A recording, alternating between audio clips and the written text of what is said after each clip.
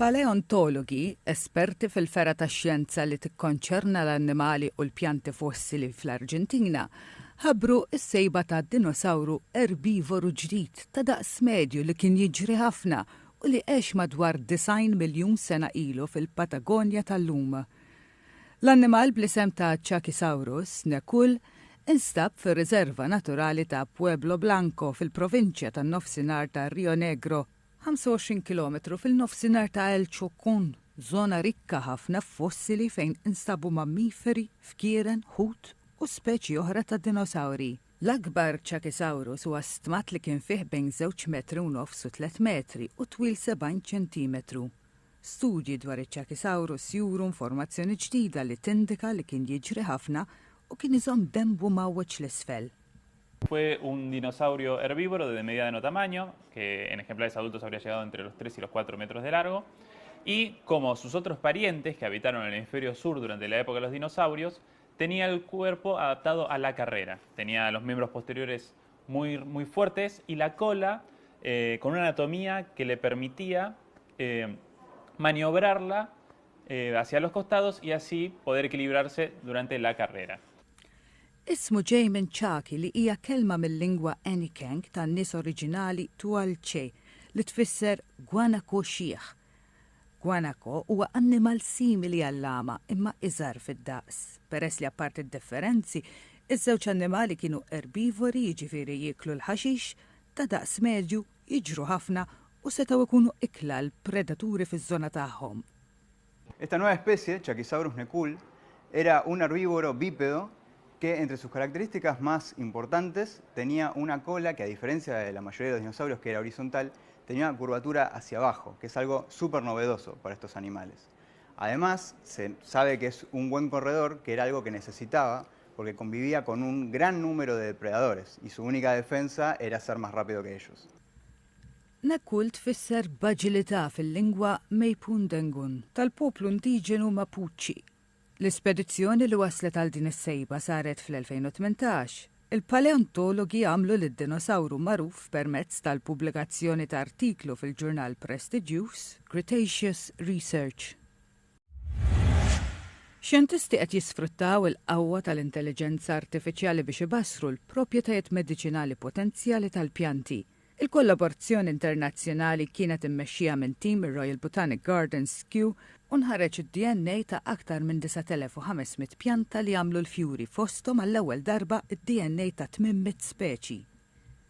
It's essentially like a family tree, but for plants. So it's a huge study that has involved sequencing the DNA of thousands of plant species to understand how they are related in what we call the plant tree of life. So it's the family tree of plants. Żiedet li dan huwa studju kbir li involvi d-DNA ta' eluf ta' speċi ta' pjanti biex jifhmu aħjar kif huma relatati ma' xulxin. Id-data set użat biljun u 800 miljun ittra ta' kodiċi ġenetika biex tiżviluppa mappa komprensiva tal-istorja evoluzzjonarja ta' dawn il-pjanti u mistennija tajn fl-iskoperta ta' elementi mediċinali. Bil-issir referenza bejn is-sekwenzi ġenetiċi bi proprjetajiet mediċinali magħrufa, l-intelligenza artifiċjali tista' tbassar li ma' speċi ta' pjanti mhux esplorati jista' jkollhom potenzjal għal trattamenti ġodda. Because of this vast number of species, so 350,000 of the vascular plants, most of these we know have not been studied scientifically for drug discovery. And so the question or the challenge is, how do we know which of this vast number of species to investigate to find potential new medicines? So this is a huge mammoth task. So the project I'm leading at Kew aims to address this challenge by developing an artificial intelligence approach to predict which plant species would be more likely to contain lead compounds for drug discovery. L-istudju għamel użu wkoll minn tekniċi ġeonomiċi ġodda biex jagħmel sekwenza ta' DNA minn firxa wiesa ta' materjal tal-pjanti, inkluż kampjuni ta' sekli sħaħ u ta' speċi estinti. Ir-riċerka ġiet ippubblikata fil-ġurnal xjentifiku Nature. The anti-cancer drug paclitaxel was first isolated from the Pacific yew, which resulted in killing many trees because it was sourced from the bark. And so scientists turned to a related species in the same genus and extracted similar chemicals from the leaves, which could be harvested much more sustainably and then converted into paclitaxel and other anti-cancer drugs in laboratory conditions. So this is a good example to show how important it is to find or to understand how plants are related, because then scientists can find more sustainable ways to derive medicines from nature. Min barra l-iskoperta medicinali d-data setejn fl-identifikazzjoni ta' speċi ġodda, ir-raffinar tal-klassifikazzjoni tal-pjanti u l-appoġġ għall-isforzi ta' konservazzjoni. So by understanding accurately, as from this data set, how plants are related, this can enable us to understand how plants might have evolved and how they might have similar characteristics or properties that have enabled them, for example, to survive in their own environments, but also, again, to help us identify which traits are common to closely related species to help us with potentially finding solutions to many challenges that we have. So food security, drug discovery, climate change, conservation. So it's absolutely critical understanding robustly the plant tree of life. It-tim għamel id-data kollha aċċessibbli fil-miftuħ għal pubbliku u l-komunità xjentifika u enfasizza l-potenzjal għal skoperti kontinwi. Is-servizz ta' monitoraġġ tal-klima Copernicus tal-Unjoni Ewropea u l-Organizzazzjoni Meteoroloġika Dinjija qalu li fl-isfond li l-bidla fil-klima qed tkompli tolli t-temperaturi tad-dinja, l-Ewropa spiss qed tiffaċċja episodji intensi ta' sħana li l-ġisem tal-bniedem ma jistax ikampa magħhom. F'rapport dwar il-klima fl-Ewropa, Copernicus u l-Organizzazzjoni Meteoroloġika Dinjija innotaw il-kundizzjonijiet estremi tat-temp tas-sena li għaddiet li kienu jinkludu mewġa ta' sħana f'Lulju li mbuttat 41% tan-naħa t'isfel tal-Ewropa fi stress ta' sħana qawwija ħafna jew estrema.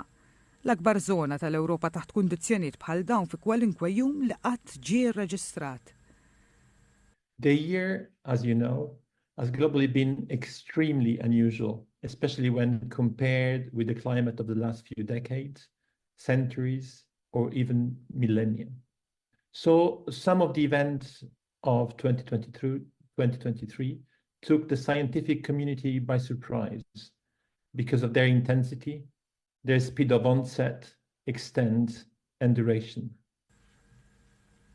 Sħan estrema ita periklu kbira s-saħħa tal-bniedem, partikolarment tal-ħaddiema li jaħdmu fuq barra, l-anzjani u persuni b'kundizzjonijiet bħal mar tal-qalb u d-diabete.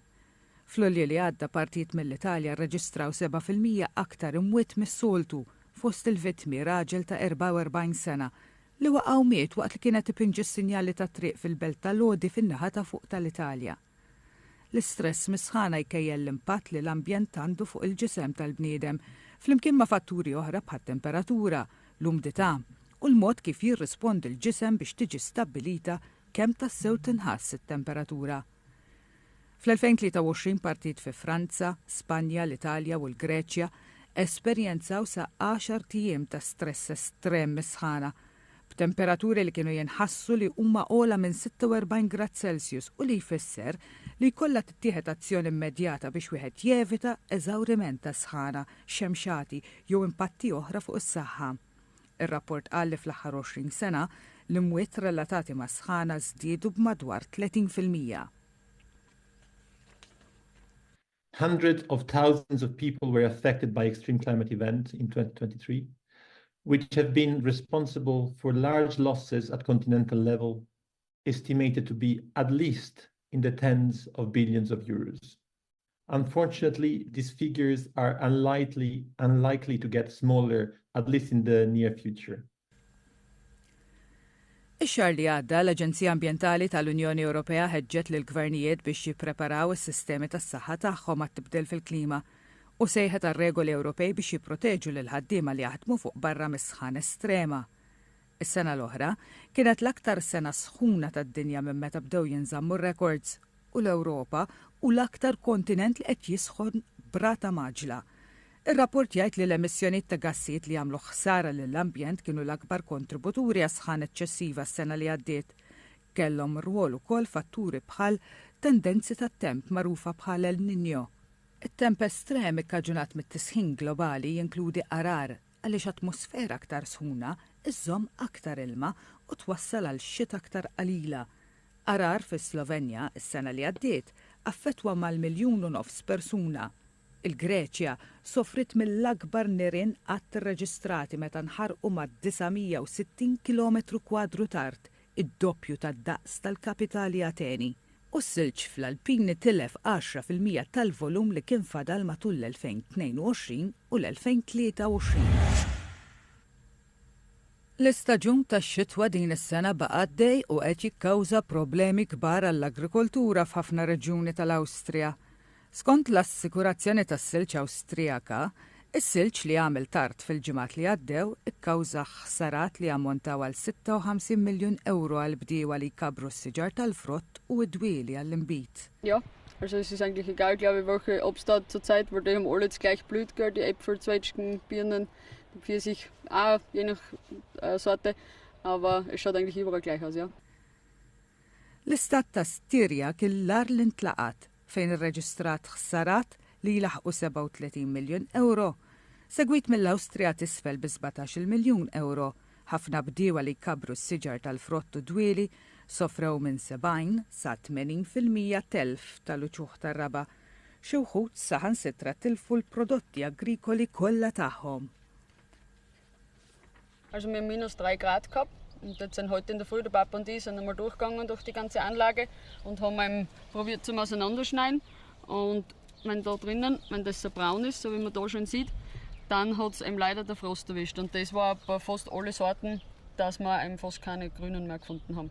Und dann Sonntag auf Montag ist aber nachher der komplette Ausfall gewesen. Mit 80 bis 90%, 95%. Und da braucht man nichts mehr lesen. Anki l-li ibidwieli ma ħelsuwiex mill-kesħa u l-bdiewa qed jittamaw li finanzjarjament jappoġġjhom il-gvern. Ja, wir haben nur 1,3 Hektar Weingarten und das für einen Komplettausfall ist schon schwierig für uns, sage ich mal. Und wir hoffen halt, dass man von der oberen Regierung ein Bündel geschnürt wird und dass die kleinen Weinbauern auch Unterstützung kriegen. Sadattant pajjiżi f'xi partijiet tal-kontinent Asjatiku bħall-Indja, il-Bangladesh u l-Filippini qed jesperjenzaw mewġa ta' sħana qawwija. Fl-istat ta' West Bengal fl-Indja it-temperatura skorrit l-44 grad Celsius fil-kapitali Kolkata. Ir-residenti qed joqogħdu kemm jista' jkun ġewwa u jixorbu ħafna likwidi biex ma jinxfux minn ġewwa. Means unbearable. Simply unbearable. This heat. We have not witnessed this last 50 years or something. This is tremendous, scorching heat and unbearable. What else I could say? L-Uffiċċju Meteoroloġiku tal-Indja bassar aktar ġranet sħan ħafna minn kemm normalment ikunu bejn April u Ġunju.